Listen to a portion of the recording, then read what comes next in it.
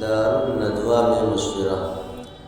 سوال: دار الندوہ میں ابو جہل نے حضور صلی اللہ علیہ وسلم کے بارے میں کیا رائے دی؟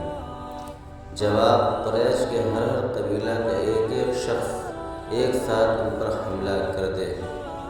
سوال: حضور اکرم صلی اللہ علیہ وسلم کے قتل کا فیصلہ جو دار الندوہ میں ہوا، اس کی اطلاع حضور صلی اللہ علیہ وسلم کو کس نے دی؟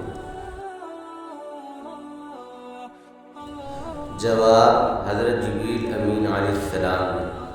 سوال: ہجرت کی رات جب کافروں نے حضور صلی اللہ علیہ وسلم کے مکان کا محاصرہ کیا تو آپ کیسے باہر نکلے؟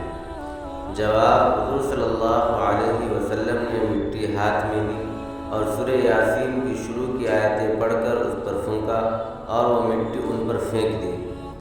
سوال: ہجرت کی رات حضور صلی اللہ علیہ وسلم نے اپنے بستر پر کس کو سونے کا حکم دیا؟